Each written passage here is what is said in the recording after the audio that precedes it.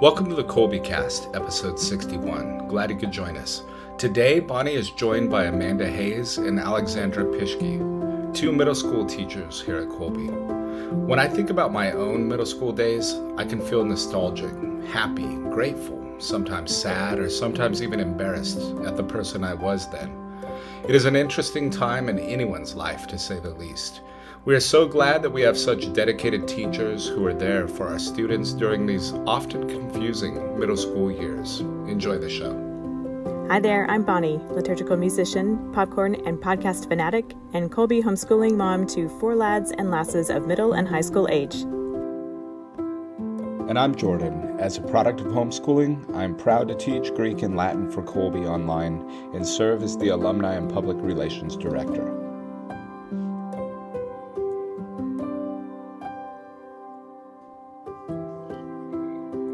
Let me take you back in time to the early 90s when I was in middle school. After lunch, instead of recess, we had something called Coke Break, where we stood around on the blacktop outside. I forget where we went if the weather was bad, and talked for 15 or so minutes with our small styrofoam cups of whatever carbonated beverage we had gotten from the concession stand inside, since where I come from, soft drinks are collectively known as Coke, as in, let's go get a Coke. And then after that, we specify what kind of Coke we mean. Do we mean any kind of soft drink from that? Anyhow, I've invited Mrs. Amanda Hayes and Mrs. Alexandra Pishke to join me on this virtual blacktop and canvass some matters relating to middle schoolers. Ladies, welcome to the Kolbecast. Hello. Hi there. I would love to get acquainted a bit. So, Mrs. Pishke, what brought you to Kolbe? Well, first, I'm from a state that we say Coke as well. So I'm in Georgia, and my husband's an Air Force veteran. So before we lived in Georgia, we lived in California and in Maryland. And while we were stationed in California, I went to Bible study with a lady named Elizabeth Hoxie. A lot of students probably know Mrs. Hoxie. She's the science department chair. Mm-hmm. And I called it a unicorn job. She tells me she has this job where she works from home and her kids are with her. And I'm like, where's this job? Because before moving to California, I was a public school teacher in Maryland. And with the military, with moving frequently, I had to quit a job twice for my husband's service. So when we moved to California, I actually stepped away and decided to stay home. But this was back in 2014, 15, and there were not any middle school math openings. Well, then my husband, we moved to Georgia for his job. And I am literally laying in bed one night praying, and God tells me to check the Kolbe website, and I go to check, and there is a Math 7 opening. Like, I was so excited. Wow. I immediately text Elizabeth. I'm like, is there really like a middle school 7th grade math teaching position? And that was 4 years ago, and I have been here ever since. So that's how I got brought to Kolbe Academy. Oh, I love it. I love it. What a fun story. And now you're in that area with lots of Kolbe teachers. There's a lot of y'all around that area, aren't there? Yes, and I'm actually today at the director's house, Mrs. Lingle's house, with the Atlanta teacher workshop. So there's about a dozen of us all here that live in the Atlanta area. That is so fun. Mrs. Hayes, what about you? How'd you come to Kolbe? Yeah. So I actually started out in Atlanta as well. That's where I went to high school, college, all of that. And then my husband and I moved away when we got married. And we moved a lot after we got married because my husband was a Lutheran pastor, and you sort of go where you need to go. Yep. And so I was a stay-at-home mom that whole time with our children. And we started homeschooling, and I'd always loved Kolbe's curriculum. So I usually followed a lot of the Kolbe recommendations for curriculum. And then my husband, and so I was Catholic all along. And my husband actually converted to Catholicism, which, being a Lutheran pastor, presents certain difficulties because it means you lose your job. And so he left his job. And so I found myself in need of working again. Mm-hmm. And so while I had intended to go back to teaching when my children were older, realized I needed at least something part-time. So I was doing various part-time gigs. And then someone local to us, where we are here now in Virginia, mentioned that Kolbe Academy was hiring. And I was like, for online teachers. And I was like, well, wouldn't that be a dream job? I mean, I love Kolbe's curriculum and I could teach online from home. I was like, that would be perfect.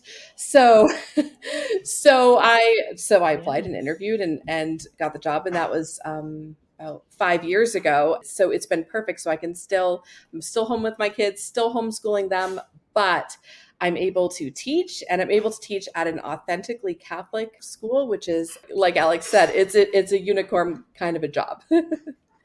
I love hearing all the stories, how we all come to Kolbe. So, Mrs. Hayes, what are you teaching now at Kolbe? So I teach English 6 and literature 6. I've taught other various middle and lower high school English and literature classes, but the sixth graders have been my sort of bread and butter for the last 5 years. And what about you, Mrs. Pishke? I'm teaching Accelerated Math 7, Algebra 1, and then Homeroom 7. Okay, so we have two experts on middle schoolers here, well-versed in the complexities and the uniqueness of this age. And I would love to hear what draws you to teach and minister to middle schoolers. I'll start with this one. So Sure. I know for me growing up, middle school was really hard, and I really needed those adults in my life to be there for me when I was having a hard time. And I remember I had a middle school math teacher that I was always just really close to, and she was always like willing to help me in class and talk to me. And I've always just had a really good relationship with that age group as well. Like I've coached sports and I've coached middle schoolers. I volunteer at the church. I always find myself working with the middle school students. And I think it's because as a child, I knew how much I relied on those relationships that I want to be that person, hopefully, for some of my students as well. Thank you on behalf of middle schoolers everywhere for taking that on and approaching it that way, drawing upon your own experience to help those who are in that age group now. What about you, Mrs. Hayes?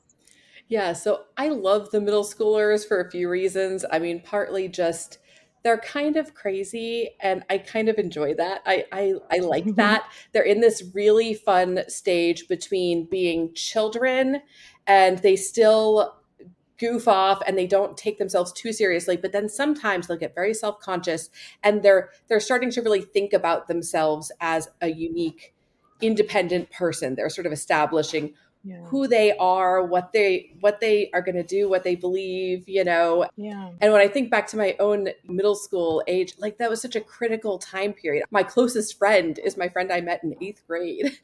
And that's when I started attending church.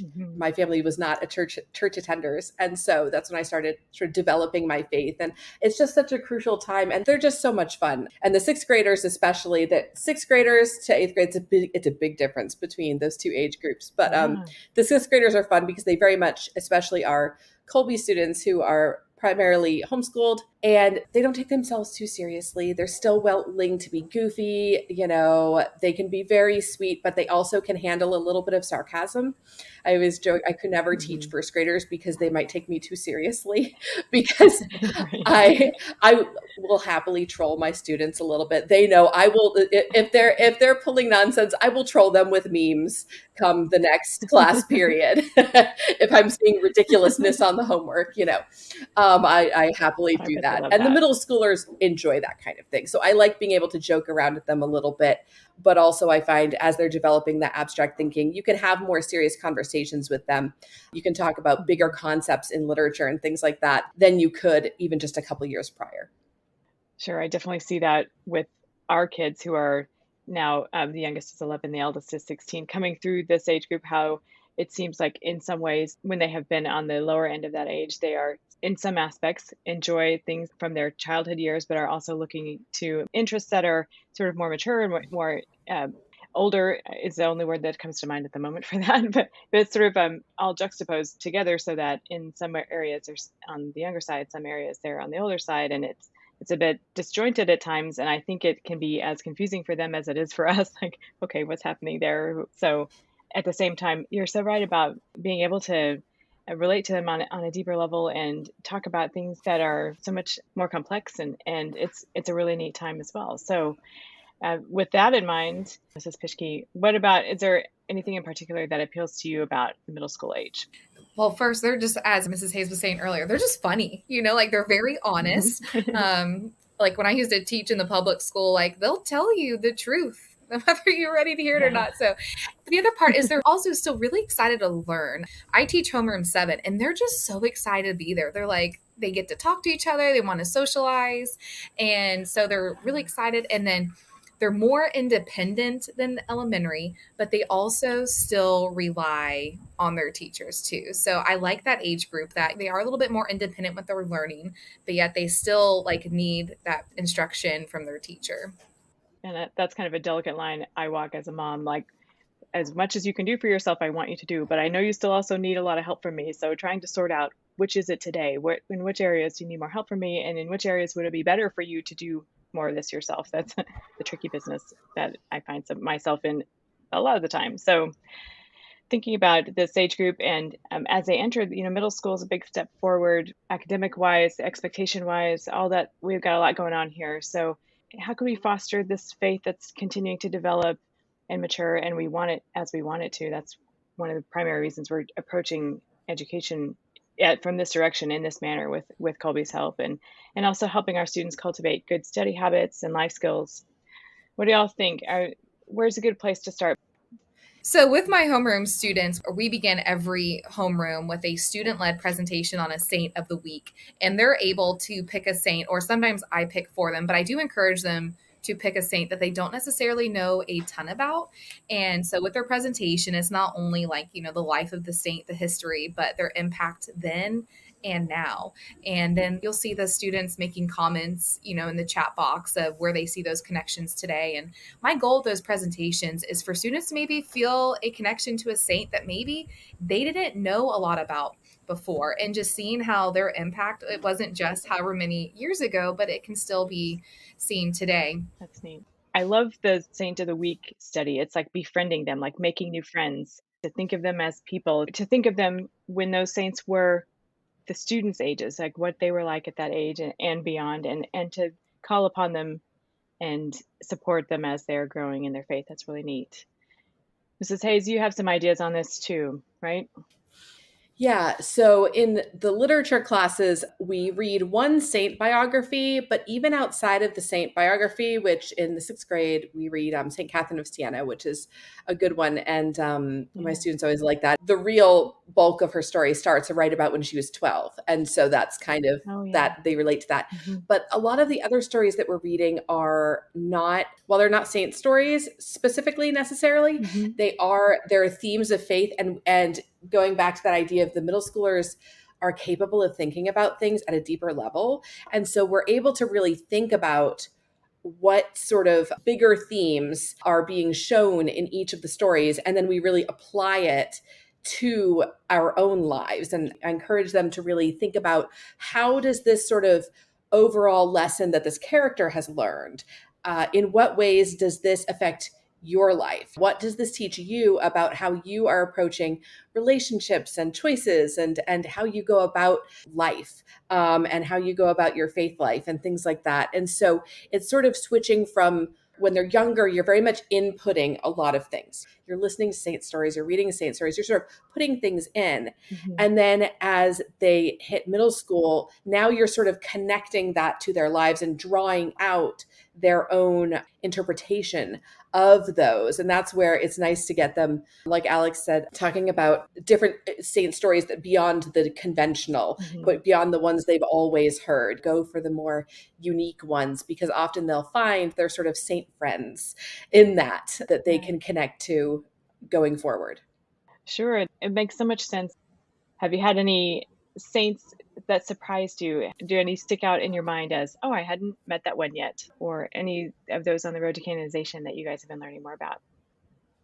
I've been talking with my students this last year, especially about Carlo Accutis, Blessed Carlo Accutis, because mm-hmm. he was a new one I hadn't heard of before. And his cause is very much getting going right now. And I just think he's such a cool one for our Kolbe students, especially since we have an online school, because his ministry was online. He had a website about the Eucharistic miracles. Yeah. And he was a kid, just a normal kid. He played Pokemon, he played video games, but he also was a daily communicant whenever he could. And so I found that my students really related to him, and he's been a cool new saint that we've been talking about recently.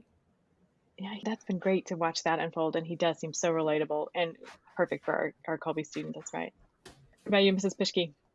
There is a special lady I like to bring up with my students. She is called the Martyr of the Amazon. Her name is Dorothy Stang. Oh. And I love talking about her because she lived in Brazilian rainforest, and was an advocate for the locals whose land was being taken over by like cattle ranchers and loggers, like basically just coming in and taking these people's land that had been there for centuries. Mm-hmm. And so we talk about how you can be a voice for the innocent or the voice for those who are being taken advantage of. Yeah. I love her story because we even see that today where you know there's people that you need to stick up for, and it's hard, and she actually lost her life sticking up for those people. So I do like to talk about her every year with my homeroom students. Wow, that is so compelling. I'm sure they're just agog at the story. That's so neat. I know my girls are particularly interested in stories of inspiring people, athletes and artists and musicians, and the saints are all of those.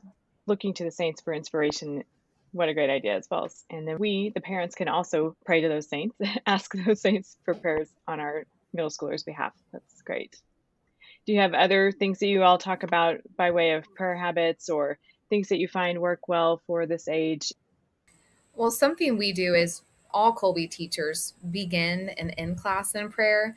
And then a lot of us do prayer intentions where students are learning to not only share their prayers on their heart, but also praying with others. And so we found that to be something that's really powerful, are having those prayer intentions at the beginning of class as well. Yeah. Yeah, we do the prayer intentions at the beginning of my classes as well. I started that just this last year. I think I saw someone else, maybe it was Mrs. Pishke's class, did that. And I was like, that's a great idea. So I started doing that and they love it. It's been a great opportunity for them to realize that their classmates might be struggling with something that they otherwise wouldn't know about. And so I find they're a little gentler with each other as needed, if they know that one of their classmates is struggling with something, like they've moved across the country and they had to leave behind all their friends. And it helps build that compassion. As Ms. Pishki said, it helps them both share what's on their heart and to sort of take on others' burdens and realize that they can help one another by praying for one another. Oh, definitely. That's such a great thing to get them thinking about and thinking about others and praying for them and knowing that their prayers are helpful to other people. That's something that in a very real way they can do for other people. That's great. Well, let's switch gears a little bit and talk about some strategies for establishing good study habits at home and in the online environment for our Kolbe students, our Kolbe middle schoolers. So as the school year is gaining some traction and we're getting some momentum going, it's still pretty early on, and for many of the Kolbe students, it's probably still very new, this whole business, right? So let's talk about, Mrs. Pishke, some success strategies for those who are doing online classes, either one or multiple or all online, or some or all of it. Let's start with that. I spend the first couple weeks of homeroom going over these basics because it's as simple as before class even starts, creating a dedicated workspace. And it doesn't have to be like some fancy like home office or schoolroom. I've seen students that there's multiple students learning at the kitchen table. But a great strategy I've seen, and you can buy these at the Dollar Tree, is like the little trifold boards. So with middle school, the key is limiting distractions because you can think they're not going to be looking at everything else, but they are. And that's closing out other tabs on their computer. But having this trifold where if they're in a group area where they can get easily distracted by the things around them, getting the trifold, and then they can like staple the Kolbe calendar.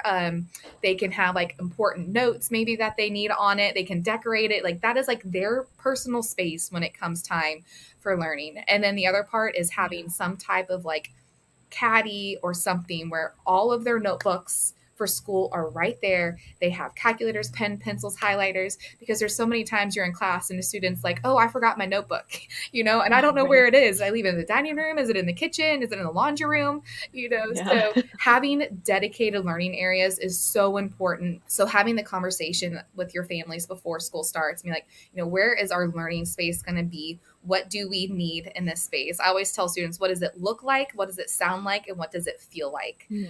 So keeping those three questions in mind when creating those spaces. And then the second part is practicing like uploading documents and how to properly save documents. And the student orientation certificate is the reason why we require that in every class is for students to practice it multiple times. So showing your middle schooler how to create folders on your computer, like just for them, where they can save all of their scanned documents and have a folder for math, for language arts, for religion, and just help them create those organization. Because there will be times where they submit something and for some reason it doesn't go through. And then they can't remember, like, I can't find my file, my scan, and I already threw away my homework. And so it helps prevent, like, because with middle schoolers, you've probably seen their bedrooms. Like if something is missing, it's missing.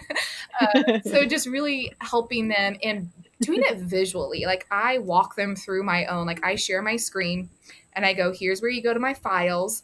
This is homeroom, and they can see how I have everything organized by files. So you think it seems really like obvious and basic, but we need to make sure with our middle schoolers that we are being as basic as possible and showing them and walking them through them. Because I find having that dedicated learning space, organization, and then time management, using your planner, looking ahead at your schedule, are 3 huge things to help our middle schoolers succeed. Great suggestions and good habits to start practicing, and we have to be really deliberate with them at the beginning of the year, don't we? Like it seems almost like overkill to be like, okay, did you do this? Yes. but the times that it doesn't happen, I mean, if I can very easily make the assumption, oh, that they know how to do that, or they did that already, and nope, I come to find out later. No. Mrs. Hayes, you probably have some similar suggestions and more to add to that with your experience teaching middle schoolers online as well. Yeah, absolutely. It's a big transition to go from elementary to middle school, whether they were in, this past year with COVID, we had a lot of students coming from public schools into Kolbe. And so they were coming from a public elementary school into an online middle school, that's 2 big transitions there. To go from a brick and mortar school to an online school, and going from elementary to middle is always a big transition, even if you're in your local school and just going up to the next building next door. It's a big transition because you go from having, one teacher has maybe 25 students and they're all the same age and grade and they're all doing the same stuff. And every student has just one teacher. They may have a music teacher or an art teacher, but they just have one teacher. Or if they're homeschooled, they have their mom or their dad who are teaching them. So they have just one teacher. And now in middle school, suddenly you have multiple teachers. You have a different teacher for math and English and science and religion. And that requires some executive functioning skills that are difficult. So they're difficult to learn. And like Mrs. Pishke was saying, modeling that is really important, and explicitly teaching. I think it can be easy, especially if you have a smart kid or a very responsible kid, to assume they'll pick it up and to assume this is common sense. Of course, you should name your file week 1 English homework and not just XYZLT, which is what the computer wanted to automatically name it, or unknown, or, PDF or screenshot 245, it's like, you're not going to find that screenshot if it's labeled screenshot 245. Like you've got to give them a name. And that seems common sense to us, but it's really not. It really is a skill. You have to teach it to them, but with that little bit of explicit instruction early in the year. And I think parents can help with that too. When my son started with Kolbe classes, he's in 8th grade now. When he started with Kolbe classes 4 years ago, it was a lot of explicit teaching. I started with just him taking 1 class, and now he takes multiple classes, but I started off with just 1. And it was a lot of explicit teaching. It was a lot of, working with him on, okay, this is what you should do. Here, I've created a file on the computer for just your schoolwork. Your schoolwork files, save them here. And then one for each year in addition. And just reinforcing like, okay, what do you have to do today? What's going on? And double checking, going onto his Schoology account and looking and seeing exactly, not relying on the emails, because the emails that Schoology sends are useful, but it's a broad overview. It doesn't give you all the details. But if I go directly on and view his Schoology account, I can see, oh, you turned this one in a couple days late. Like, what happened there? Or did you double check that after you submitted it? Because your teacher says it was blurry and they couldn't read it, so they couldn't grade it. Just, doing that. And I've seen huge growth going from year 1 to year 4 in just as the parent taking on the role of coach, instead of being like when he was younger, direct instructor, where I was the teacher. I taught him all his subjects. At this point, I'm stepping back and I'm the coach. I'm there coaching him and encouraging him and helping him sort of tweak his approach to school and helping him manage his schedule and reminding him about things, but I'm not doing as much for him anymore. Yeah. And it's been a nice transition. It's a little hard at first to step back and realize, oh, I need to make him do it himself, but also I have to show him how to do it first. I can't just expect him to pick it up all by himself. Right. Yeah. That's so true. Where's that balance of this is for you to do, I need to stay on top of it, but it's not for me to do so much. And I see that relating also to the online classes, but it's not a matter of just saying, okay, good luck, here's your class, and we'll see on the flip side. There's the middle ground there of helping them get organized and supporting them through it without overstepping or doing too much, and letting them learn by doing, and including the consequences that result from when they upload something late or if it's blurry, and coming back to follow up on the comments that are left or things like that. All of that is a learning experience for me as well. And just when I think I've got it down, then something else comes up, but it's something I think a lot about with how much of this is for me to do and how much is for them to do. And actually more and more is for them to do, but not for them to just sort of figure it out from scratch. They don't have to recreate it from zero. So, well, that's actually something I wanted to talk about again. I'm really glad Mrs. Hayes brought that up. Yeah. So with elementary, obviously, like with parent-child, there's still a lot of hand-holding. Like you need to be there when their kids are doing their homework and constantly checking in. And then when they get to like middle school, it's like they don't want to hold your hand, but you still need to. And so it's really important that our parents are paying attention to the Schoology pages. They are paying attention to those assignments, because I see come towards like the middle of the semester, towards the end, they're like, oh, I've noticed my child's been late on their schoolwork, or they've been not getting good quality submissions. And so just making sure you're checking those assignment comments, checking their grades. I call it the weekly Friday grade book. On Fridays, just go through. And if they're not getting full credit, have those conversations with your child. Like, what could you be doing differently? Is it quality of submission? Are you not showing your work? Are you late? Like, what solutions can we get? Because sometimes parents view online learning as hands-off. And in middle school, they definitely still need those check-ins from their parents, because it's a lot for them to take on in middle school. Like, not only are they, as Mrs. Hayes was saying, they're trying to figure out how to go, for some of our students, from elementary school to middle school, or from brick and mortar school to an online school. So they definitely need their parents there to help them out with that transition as well. And it can be confusing for the parents to look through the Schoology notifications and through the Schoology pages and figure out, well, what does this one mean? And I can view this, but I can't view that, or whatever. So some of that takes some time and effort on the parents' part to get acquainted with Schoology, and there are resources that Kolbe makes available to help in that process too. And we can ask for help via the chat and things like that if we're having trouble navigating the Schoology sections that parents need to be able to do. So anything else about study habits for online? I would like us to look also at the homeschool side as well, but anything else with online?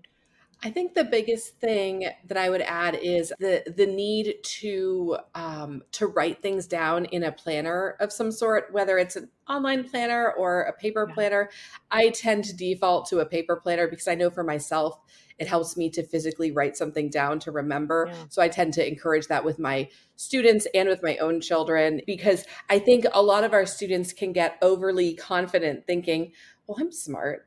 I know my assignments. I can remember them. But what they don't realize is that it's not a matter of being smart. It's not a matter of having a good memory. The reality is, when you have 6, 7 classes, all with different teachers, all with different schedules, and you have family obligations, you have extracurriculars, you may have soccer practice and Boy Scouts and all this different stuff. Any person, no matter how smart, no matter how good memory, can't keep track of all that in their head. And if they are, they're stressing themselves out for no reason. I always think, why use your brain to hold that stuff when a piece of paper would hold it just as well?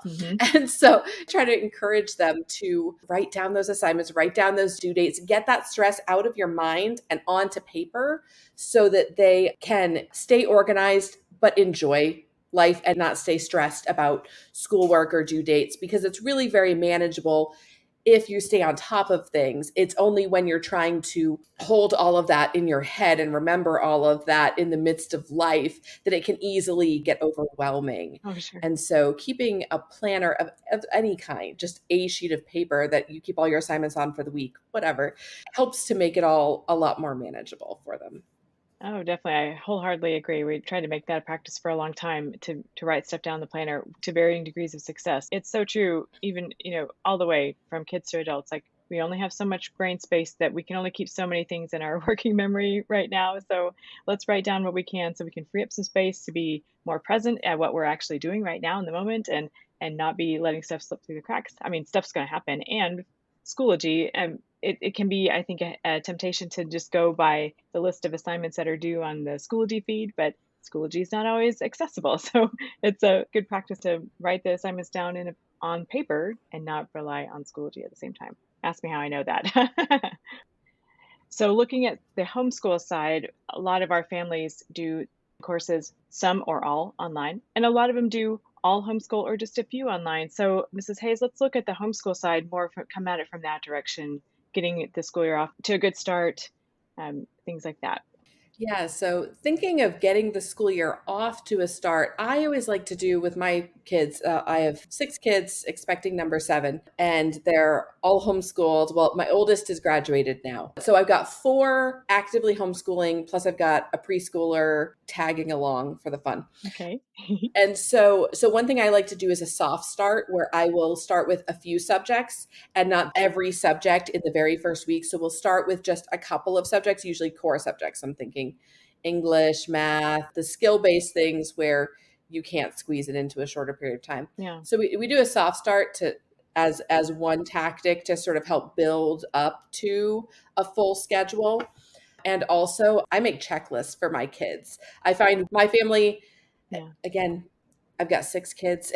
It's very busy. Yes. We don't do well with a schedule per se, like a time-based schedule just isn't going to work. And I teach some days and I don't teach other days. And so that just doesn't work for us. But a checklist works really well for my kids. I've got 2 of my kids that have ADHD and dyslexia, and the others do not, but they're kids. So, Right. Yep. Those are great strategies for everyone. Right, exactly. Yeah, it works for my very type A firstborn, Yep. and it works for my, very sort of all over the place kind of ADD kids to have just a checklist so they can see, okay, I have to do this, but it also means they can see, hey, I'm almost done. I've only got 2 more things to check off, and then I'm allowed to go play outside.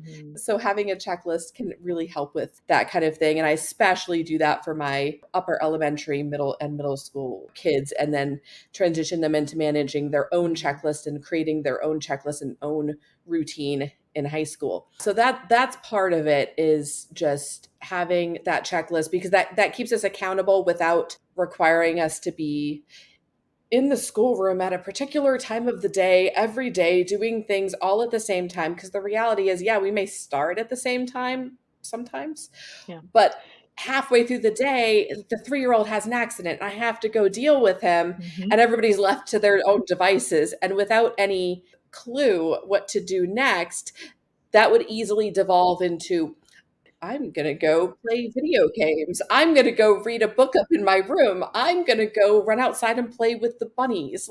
And so it's sort of that nice balance of direction that they need, but it also allows them to be independent. Because if I only keep the plans in my binder or something where I know what we're doing, but the kids don't know what we're doing next, then as soon as I'm not in control of the situation and right there, it devolves. And so then they're too heavily dependent on mom to tell them what to do next.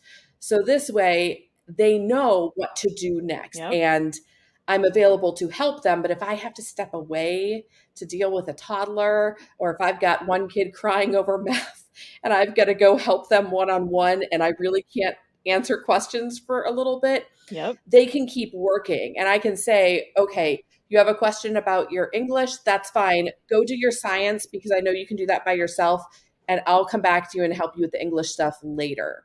And that helps keep that balance between parental direction, but also independence, because you need to have a bit of both. Right. So that structure is helpful to everyone. You have a sense of with which subjects you're going to need to spend more time with each kid. And if everybody's got their agenda for the day, then they can get started on something while someone else is getting that direct instruction. And then we can circle back and pick up where we need to. That if we don't have that structure, then just let me know when you're ready. But then that turns out to be much, much later, and getting everyone back on task is much, much more difficult. Yeah. One way that we can draw upon the richness of the Kolbe curriculum in supporting our middle schoolers is through the literature selections that are offered in the Kolbe curriculum. And this is your area of expertise, Mrs. Hayes. So how can the middle school literature selections inform these years for the better? So I love our literature selections. It's part of what made me fall in love with Kolbe's curriculum. They're challenging, but they're interesting. Mm-hmm. And I find that our literature selections default to, especially the ones that we choose to focus on in the online school because we have a mixed group of kids, they default to appealing to the boys, which I like because the reality is a lot of books that appeal to girls won't appeal to boys, but books that appeal to boys tend to appeal to both genders, Mm-hmm. which is nice. And so Yeah. I find that that tends to work really well in the classroom. But of course, with the homeschool selections, you have a good bit more freedom. You have a whole, Mm-hmm. I've never counted, but I don't know, there's like 25 different books that you can read between, say, fourth grade and sixth grade Right. that you can choose from, which I love because it allows you to tailor it to what your family prefers and focuses on. Every family has their own culture and what your particular student really likes. Yep. I mean, I've got a daughter who really loves animals. And so, of course, I'm going to be choosing books that are like Black Beauty, which she would love. Her brothers would be bored to tears by it because they just don't care. Mm-hmm. But on the flip side, they love, Swiss Family Robinson or something like that. But I love that all of the books that we have in the Kolbe literature curriculum they're all classics. And that doesn't just mean, I think a lot of people have a misconception that classics are just that they're arbitrarily chosen because they were written by rich white guys or something. Yeah. And the reality is, A, they aren't, and B, they're classics not because they're old, Mm-hmm. though it does have to be a certain age to be a classic because, and I tell my kids this, I'm like, some of the books you're reading now will become classics in the future. They will be considered classics, but they couldn't possibly be now because they're too new. What you need to see is, does a book speak to people across different time periods and across different cultures, across different geographical regions? That's what makes a book a classic.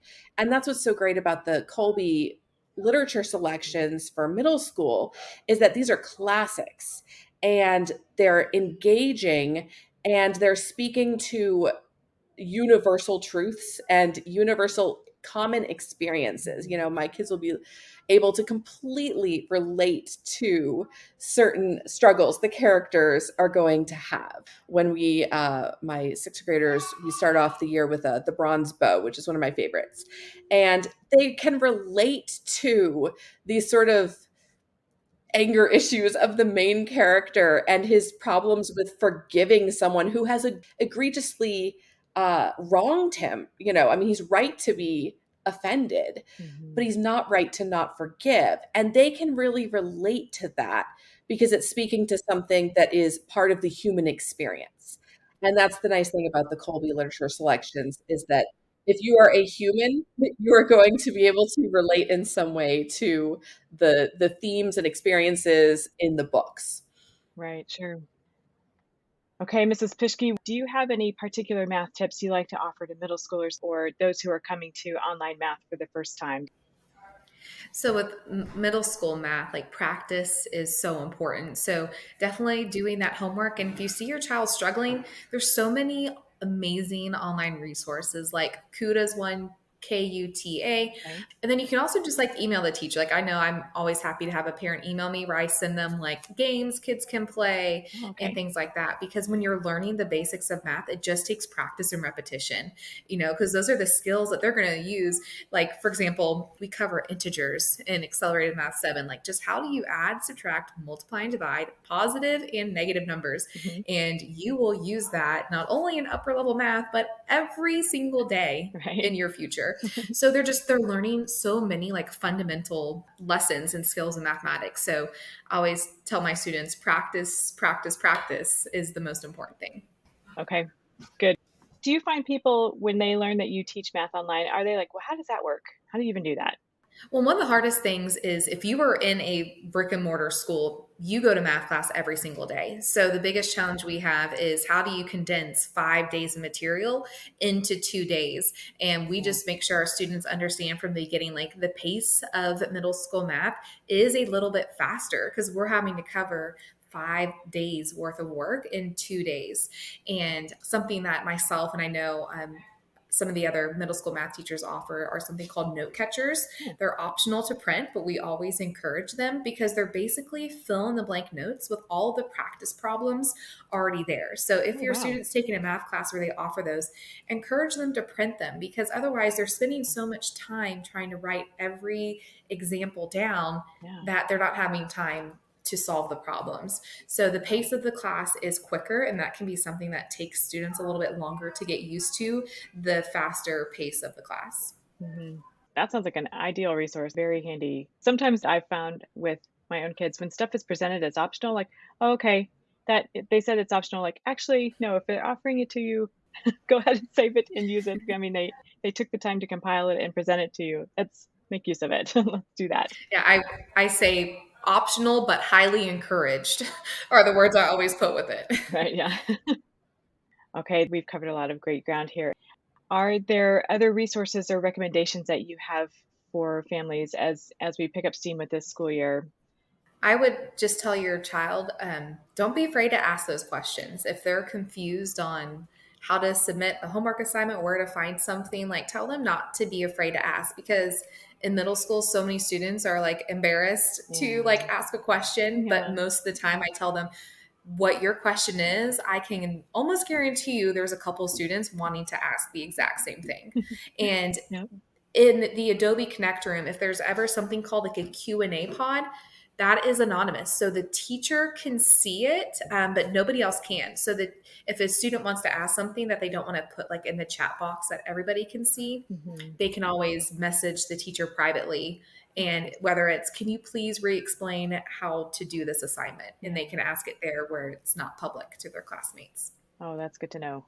I certainly remember as a middle schooler hesitating to speak up with questions like that, even though the teacher had said, if you've got a question, someone else does too. Still, I was still, nope. So, what about you, Mrs. Hayes? Yeah, I always encourage my students to take advantage of the plus sides of online education. I mean, you don't have to be in a building for 8 hours a day. You have a great deal of freedom. And if you can stay somewhat organized so that you're, reasonably on top of your assignments, there's a great freedom that comes with that. And there are advantages to just being online in that, like, if you're embarrassed to ask a question in class, you can email your teacher privately outside of class, and nobody's going to see that except your teacher. And that can be nice, especially for kids who maybe have a hard time, maybe in the moment forming the question or thinking about it. Or if they have that issue that all of us tend to have where the teacher's like, do you have any questions? And at the time you're like, no. Nope. But then an hour later, when you're doing your homework, you're thinking, I have no idea what I'm doing. So they can email at that point, and it can be any time of day. It can be 11 o'clock at night, no big deal. And they may not going to answer right away at 11 o'clock at night, unless your teacher's a complete night owl like I am. But you can email it right then when you're thinking about it, and then get an answer back the next day so that you can and get a pretty thorough answer and privately where you don't feel like you're on the spot. And as a teacher, I know if one student emails me about something, 9 times out of 10, 3 other students have emailed me about the exact same thing. And so when that happens, that's a clue to me. Okay, I need to go over that in class, and without naming names and saying, well, Joe and Sally and Mary all emailed me about this. No, I received several emails asking about this concept. So clearly I didn't go over this enough. Let's review that a little bit in class, which is great because then, everybody can benefit from it. Right. And they're all thinking, shoo. Right. Yes, exactly. Yes. So, but yeah, there are just so many advantages to it. And so I think last year everybody was very focused on the negatives because they were forced into it, which isn't a nice feeling to feel forced into switching up your child's school or switching up your own school as a middle schooler. But the reality is in ordinary years, most of our kids love it. Yeah. And a lot of kids who came in last year at the beginning of the year, a little bit reticent because understandably they were thrown into it without any choice. Their parents didn't have a choice. They didn't have a choice. They were just sort of trying to make the best of a bad situation.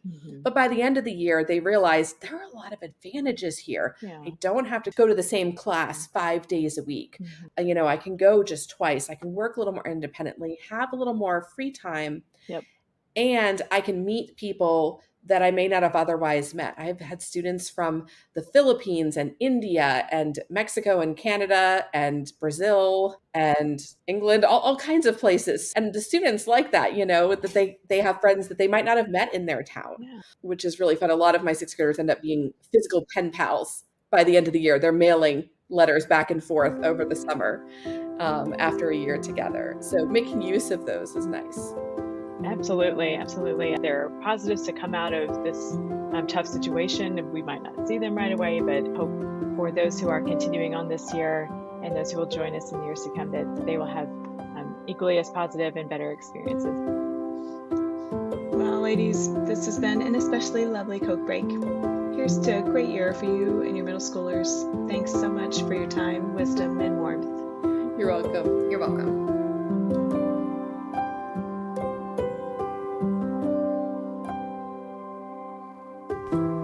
Mary our Mother, pray for us. St. Maximilian Kolbe, pray for us. Ad Majorem Dei Gloriam.